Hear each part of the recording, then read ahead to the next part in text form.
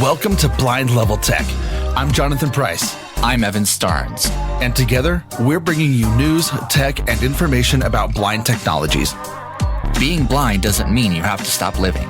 We're going to show you just how possible it is to live the life you want. Right? Like Charlie Montfort, the owner of the Rockies, right? So I don't know if you knew this, but he's been an alcoholic. Yep. Ever since he owned the Rockies.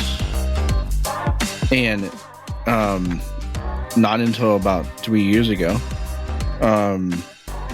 It's a little 2 years ago. He was about ready to take his life. And he was drinking so much that he was ready to end it. Wow. And then he promised his daughter and his wife, his fourth, I forget how many wives, but that that he would stay alive for her. And so he went to rehab, found Christ, and then came back and just started living a whole new life. And then I meet him for the first time, and him and I are at his dad's restaurant in Greeley. And I'm sitting there telling him my story, how, God, why would you make me this way? Why would I have to live this life as a deafblind person? And I said, I went into the mountain 12 times so I could have a fight with a bear so that I could end my life. Wow. And then he just sat there and just cried. And his wife is sitting right across the table from me. And he goes, I was there too, Kelvin. And we just had a moment. He's never met me before. And we just had a moment where we were both just bawling our eyes out. And the next thing you know, I'm just pouring into his life and saying, you and I are going to go many places. And so, yeah. So Charlie Montfort, I mean, he got a story. Jeez, so that's awesome. Yeah. Evan, my brother, dude, I'm so excited to have you on. How you doing, buddy? I'm doing pretty good. How's my audio sounding? Sounding great. You're sounding good coming through. What studio are you in? I'm actually in studio basement right now. Actually. Very that's cool. The weird part is, hey, that's normally the best sound in the studio. Yeah, it usually is. We're surrounded by carpet and concrete and like paneled walls, and it's perfect. Like there's no echo. I don't have to have any noise dampening. It's perfect. The one thing I don't like about this mic though is that the monitor on it for the monitor on it's got a lot of hiss, and it actually sounds noisier than like when I record with this and I go listen to it, it sounds completely different. But I feel your pain there. I feel your pain. I love the Yeti. It's a great mic. It's just, it's got some flaws. What interface are you going through? Oh, it's just USB. It's like literally plugged direct into my laptop because latency. Yeah. I have an audio box. We gotta get you a PreSonus box or something. I have a USB 96. It's just super nicely tied up to my Mac and my music workstation. So what have you been up to this week, Kevin? A lot. A lot of relationship-y stuff that I'm not going to get into. I got a robot vacuum. My first robot vacuum. And that was really cool. It was my buddy's old one. Surprisingly, it doesn't have Wi-Fi or anything, but it's pretty usable. Here's the big thing, and I almost think this deserves like some celebratory fanfare, but okay. Mom and Natalie, my sister, have switched to the big red Apple, and that's been huge. That's awesome. Speaking of, as my iPhone. Yeah, it's been interesting. I've been having to be like Apple support for the past like week. It's been awesome for you. It's been kind of fun. I would so much rather play Apple tech support than Green Alien tech support for sure. Right. The hardest part was trying to teach them how to use their iPhone visually when I use it non-visually. It's completely different. Yep. Very cool. Well, Yeah. dude, I'm so excited to be chatting with you again. It feels like every time we do this show, it feels like it's been a long time, even though we work together almost every single day. So it feels weird. It does. I'm so excited to be bringing you guys who is now becoming a friend of mine, Kelvin, and he has developed this amazing technology, the Seemecane. And when I first saw it, I'm going to admit that I thought he was walking around with a freaking lightsaber, and I was like, "Where's Yoda? Where's Obi-Wan? Where are all these characters?" And then my second thought was, admittedly, I hope somebody has a long exposure photograph of this guy walking across the street, because it would be super funny to see this just giant beam of light walking across this blind guy's path. And so, Kelvin, thank you so much for joining us on the show. Tell us a little bit about what the Seemecane does and where it came from. Yeah. So when I start any podcast or any interview, I always say, it's so good to see you, even though I can't see you. It's another beautiful day in the neighborhood. And yeah, I'd love to be able to talk to you guys a little bit about the Seemecane and kind of share with you guys the mission and the heart behind it and why I developed it. Yeah, for sure.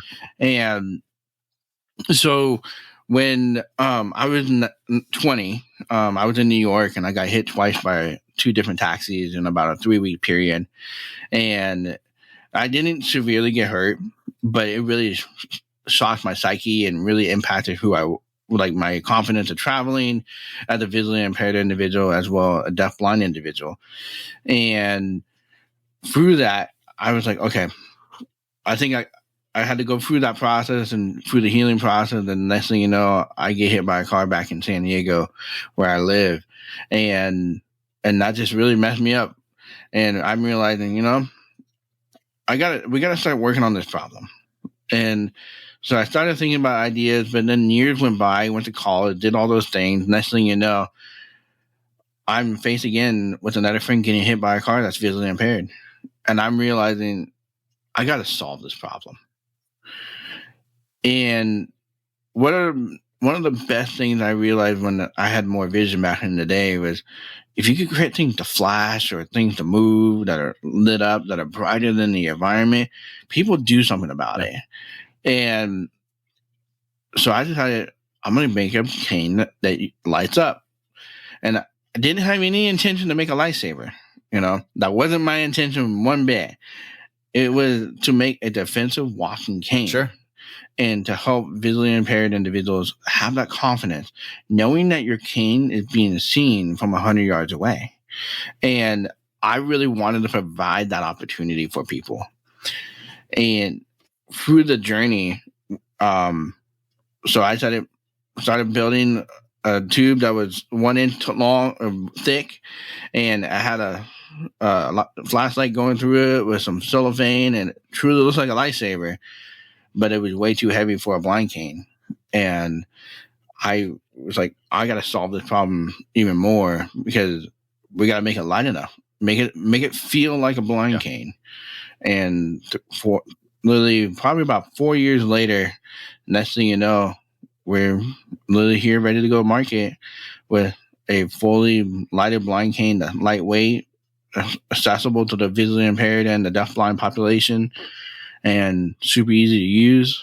It's not as light as like an NFB cane, but it's not any heavier than an Ambitech cane. So I tell people, I got the sweet spot, and now we can go live beyond our challenges and travel the world more independently. So that's incredible. I think the first thought I had when I heard of this cane is it maybe possible to modify it with a little speaker in the handle so that when I enable the lights, it goes like a lightsaber? Because I would totally. I always wanted a cane that sounded like a lightsaber. I think we're stuck on this whole lightsaber thing. I don't know if we're ever going to get. We're stuck on this whole lightsaber thing, but it sounds like a really fascinating cane, and if the entire thing lights up. That the not being seen has actually been a problem for me too in the past, and it's been a concern traveling at night. It's actually why I don't travel too much. I mean, I travel at night sometimes, but it's why I try and avoid crossing streets at night. And like I remember like years ago, I used to put those little blinker lights that you can put on your handlebars bars of your bike. I managed to get one of those, and I fitted it around the handle of my cane, and that worked for a while. Then I tried this like light up bracelet thing. It's like a collar that's supposed to go around, your dog so that you can see where they are at night. But I was like, oh, this is terrible. So this sounds amazing because if the whole shaft of the cane lights up and people can see it 100 yards, that's incredible. I am definitely curious too, and we could talk about this later, but how the cane is powered, if it's rechargeable, and where that all is, and like So the answer to the first question, you're making the like the lightsaber sounds and the zing, like those sounds, cool. Those. So because of my company as a whole, Smart Guider Inc., our mission is to build products for the deafblind population. And so when we innovate, we're always innovating for the deafblind population. Does it mean that we won't put a sound effect thing? I'm not going to comment if we'll ever get there or not, but because of our mission, if the market really says that we need to do that, then we'll do that. But because of the mission as our company is, we really build things for the deafblind population because it's underserved in regard to assistive technology, because there's not as many deafblind people out there, and a lot of businesses don't really tailor it to that population. So my first reaction when I was building this was like, I could put a beeper in there and I could make sound effects, and actually we have prototypes that have all that. But the issue was, first is the deafblind population, and then we'll expand from there. And so to answer the second part of your question is, how does it work?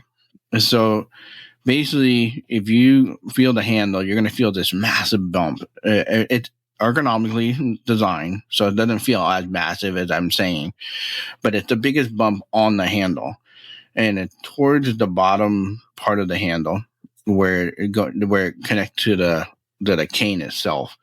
And in the middle is this big button, and you push the button in, and that will turn the light on or off. And it's set on a spring. And so if you want to make the cane flash, instead of pushing it all the way in, you just kind of gently tap the button. Nice.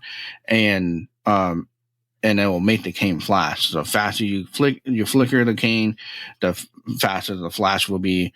If you do kind of gentle, and then you can do it like you can sing yourself a song like "Let the Force Be with You" or something. I don't know. I will try not to sing for you. I have a real quick question in terms of that, and I'll let you get back to the other stuff. Is there like a SOS feature on it when it comes to flashing? If you were gotten yourself into an emergency situation? It's a good question. Not this current cane that we're working on. A future version, we did test that out. Where it flashes red and white. And we're going to have to do some testing on that a little bit more. But it's not hard to do.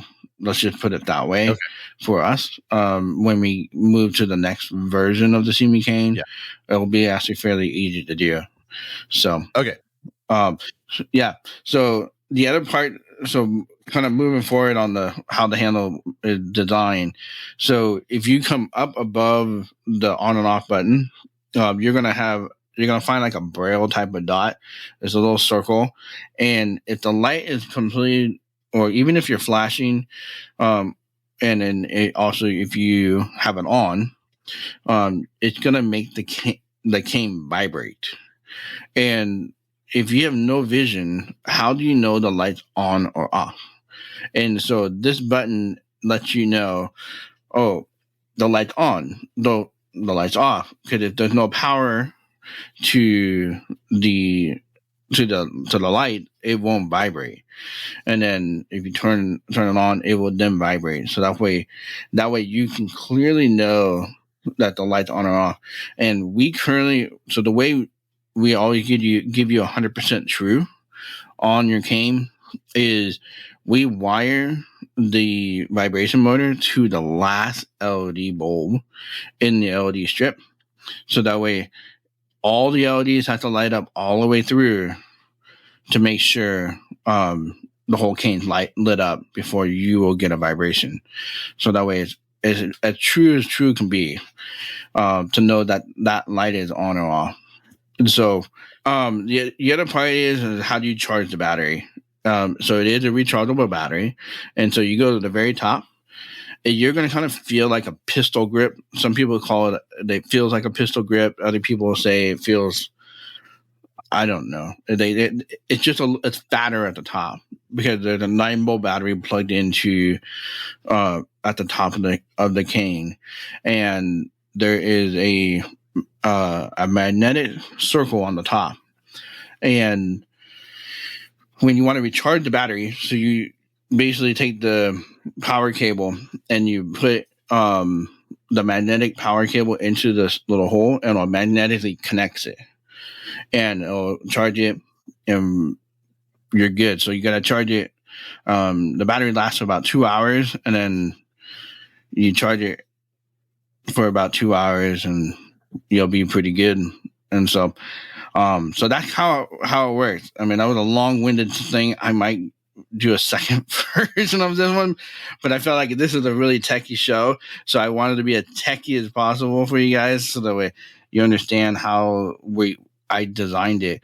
The other thing about this handle, though, it's ergonomic. So you'll see that it has 2 flat sides, and one of the sides a little bit more rounded on the flat side to create, depending on your hand size and your cane technique. It's great for a pencil sweeping, also great for standard sweeping. And I don't recommend tapping too much because it is a little heavy on the tapping side. So, well, that's really good to know. Okay, we're getting this echo. That's throwing me off. Okay. So it sounds like the charger that it uses is kind of like what you'd use to charge like an Apple Watch or a smartwatch, a little magnetic deal.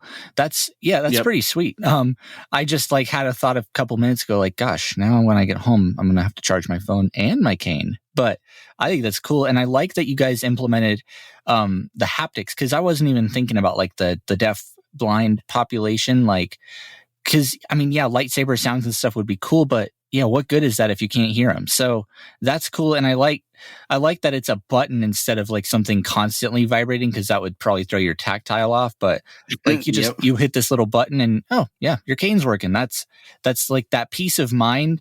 And I'd like to acknowledge too, the ingenuity that went into wiring. I love that you guys wired the motor in a series with the lights. That's, from an electrical engineering perspective, that's just genius. Thank you.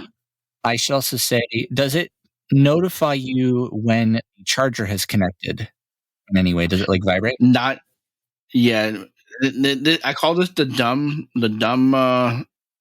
version. The next version will have that. This version really was designed to just get it out to the market. So there are some challenges in that department with this version, and because it has a shorter battery life, it makes you kind of have to just charge it every day, and so you just know, I got to charge it today. The one thing that we do provide, and this is only for those that have low vision, we do have a cable that the magnetic cable does light up, and it creates like a pulse, looking like there's power coming from the cable into the cane. Oh, that's cool. So that way there's power in the cable, but I can't. It doesn't do any haptics or anything right now to tell you that it's fully charging, and it doesn't tell you if it's fully charged. And so, but we do know with the battery that we're using, it has a really good a set of firmware in there to protect the battery. It does have a stop section in the chip where if you can't overcharge it. So a lot of times what I'll do is I'll just charge it overnight, and it'll last me the rest of the day. Well, that's so yeah. And I think honestly, a workaround for that is you could always just fire up the cane, and if it vibrates, it's charged. And exactly. And so now, well, I guess we could talk about real quick the cane aspects of it as opposed to the technical. So it sounds like it's a straight cane, which is cool. Like, and I think it'd be cool. Well, I am curious, first of all, what kind of tips it uses, if it uses its own tips or if it uses NFB or Ambitech tips.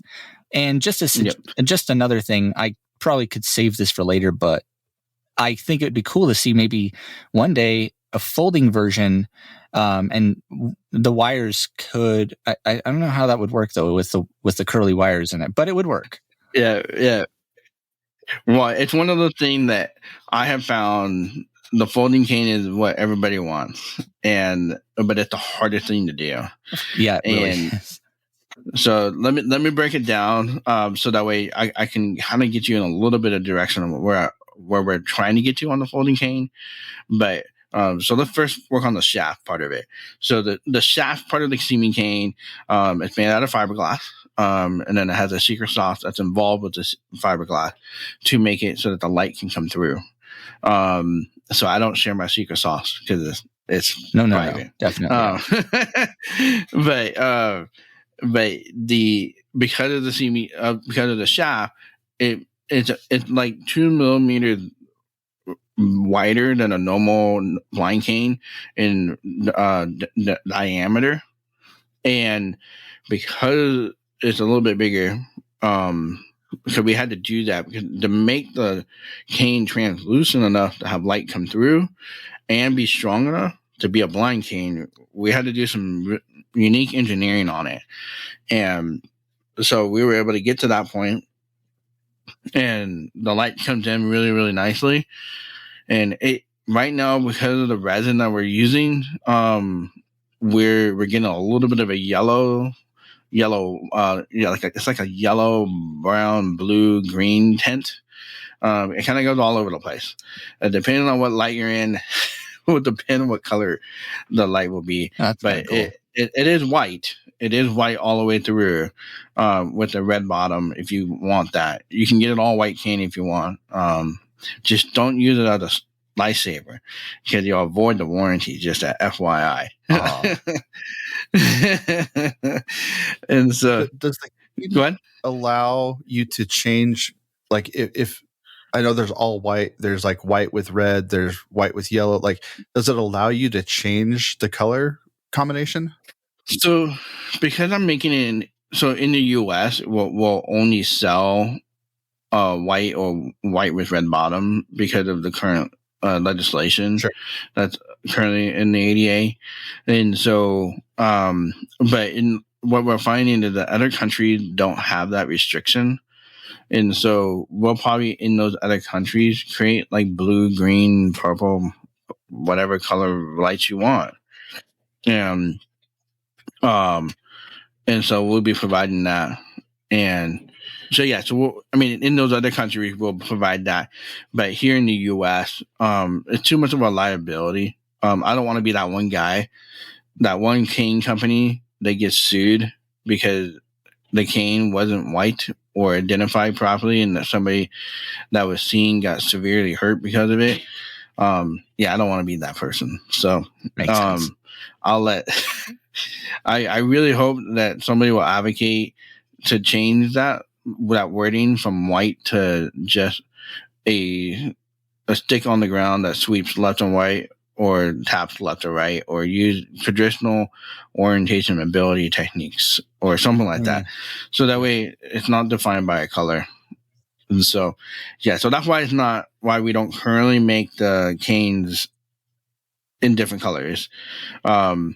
Is it doable? Absolutely. That's probably one of the easiest things to do is change the colors in the LEDs because you can get blues, green, all different colors. They all exist.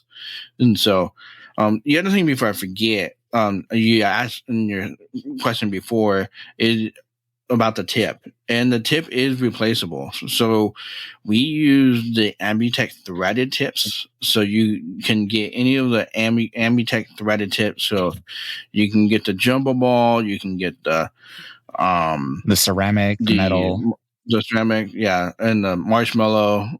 We sell it to you with a marshmallow roller tip, and so standard, that's what you'll get. Yeah, so that's the standard. It's the most popular one. So that we were like, we'll buy those for you, and then if you want something different, then you can buy that too. That's awesome. Ambitech makes the best tips. That's why. That's definitely why I'm sure me and quite a few other cane users out there were curious. Yeah, I mean, it was a no brainer because they're the only one that, because of our diameter on our canes are a little bit bigger, we couldn't get a slip-on tip. So that was really what we're trying to aim for, so that way you could get every cane tip out there.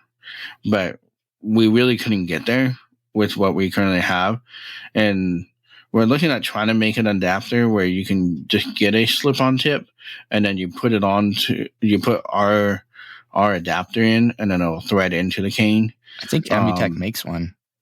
Pretty sure. Do they make one for?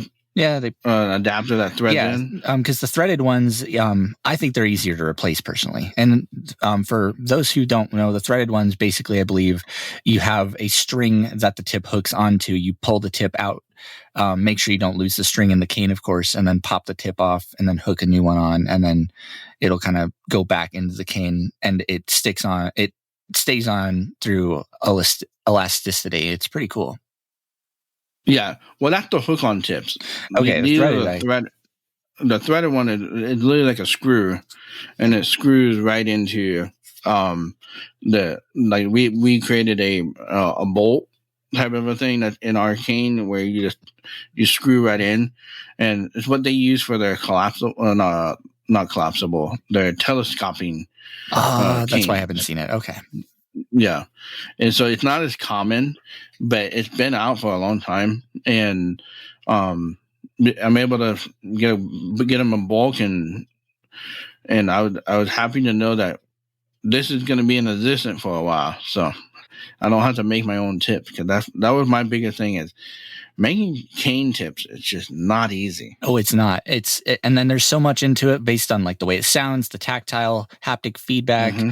Yeah, stuff like that. Yeah, really complicated. Glad you partnered with Ambitech. I endorse Ambitech. Love Ambitech. They're my favorite canes. Real quick, I was going to say, because we're getting pretty close to wrapping this up. Can we talk pricing of this cane? Yeah. So we're looking at, you're at $200 for the Seemecane. Right now, out of this recording and probably for the next month or so, we're at $230 to make these canes. And so we are losing a little bit of money on them. But we're aggressively working on trying to lower our price at the moment. So that way at least I can make a living. Of course. But so the Seemecanes are $200. You can pre-order it today. It takes about 3 months for you to get it. And right now, if you pre-order today, or when this podcast comes out, we're in the transition of moving production houses. So it might be an extra month. So it might be about 4 months from when this podcast comes out. But by the end of August, we should be back to the 3-month process. And then by the end of the year, we'll be able to have canes in stock and be able to, when you order it, get it out to you in a week and go from there. So the price is probably going to stay at $200 for the long term. And we are actively working on a crowdfunding campaign, where like a GoFundMe. And I really encourage you, especially those that are in Colorado. I am actively working on a fundraiser to raise $200,000 to give away 1,000 Seemecane in the northern Colorado, Denver area. And I have a huge fan base out there, and I'm going to be going out there on August 2nd to the 7th and doing a bunch of fundraising in hopes to raise enough money so that way those that live in that part of the Colorado can get a Seemecane for free without having to pay the full amount and really empower their lives. Because $200 for some people is really tough, and for others, it's a no-brainer. So I'm trying to meet everybody where they're at and try to be a light in their life, and give them some encouragement. Hey, I thought about you too. I didn't leave you behind. And make sure that we're able to meet every visually impaired person where they're at, when they need this cane, and be able to empower them as well. And so, yeah, absolutely. And where can we find you? Where can we find the Seemecane? So Seemecane, so just like what you said, Seemecane.com. So SEE and then me and then cane.com. That's easy. So very easy. Yep. Super. So coming up, I know when this episode, as of the airing of this episode, next weekend, I believe you're going to be with the NFB thing up in Greeley, and we're all going to get together and have dinner. So that'll be awesome. But we're super excited to have you presenting out there, and so that'll be fun. I'm glad you're coming to Colorado, and you've got quite the schedule for that. 4 days. Tell us all about the stuff that you're going to be doing. Yeah, so I arrived on that evening on the 2nd, and on the 3rd, I'm set up to meet with the Rotary Club in the Greeley and Eaton area to work on a campaign for them that see how much they are willing to donate to the community, so that way we can get decanned as well. I'm going to be speaking to a couple could just give people to understand. I'm also known as a deafblind potter, and so what I've done is I've taken my pottery my life and combined it with this event or this trip. And so what I'm able to have the opportunity to do is take a potter's wheel around town and throw my story on a potter's wheel, and then introduce people to the Seemecane. And so in that same day on the 3rd, I'm going to a couple rehab places for battered women or sex trafficking like that, and I'm going to throw a couple stories for them and just encourage them through that journey. And this is put on by the Rotary Club, so this will really help generate more attention to it. And then on the 4th, where I'm going to be on I guess it's a TV news thing for the Greeley and Eaton area and the Weld County area. And so I'm going to be on their TV show, and then we're probably going to be on their radio show, there that morning. Wow. And then I'll meet with you guys in the evening to do a night walk. Yep.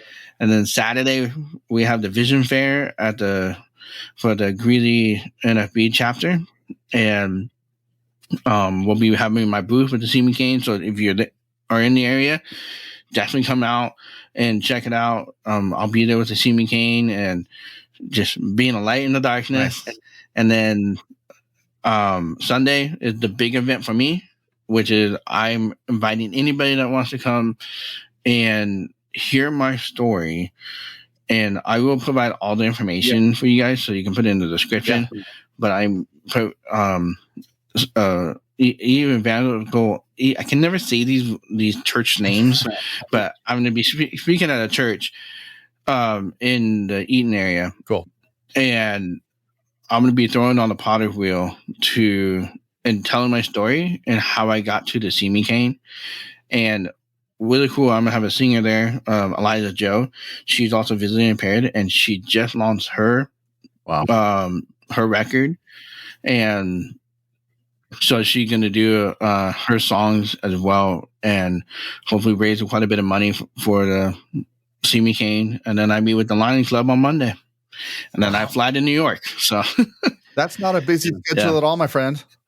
Totally not. No, not one bit. So there's a reason that we have not got into your story, Kelvin, and that's because, on this show we love all the tech stuff and not to discount the story, but we wanted to save something because, Kelvin, you're going to be on After Sight in a couple of weeks with Penn Street, and she's going to dive into your story. And so if you want to check out his story of his blindness journey and the things that he's overcome, you can hear that story, and that'll be clipped at the beginning of this podcast to give you a little bit of a teaser. So we're super excited to have you on that and bounce off of a couple of different shows. So as we wrap this thing up, Kelvin, is there anything that you want our listeners to take away from this, and what can they kind of sink their teeth into?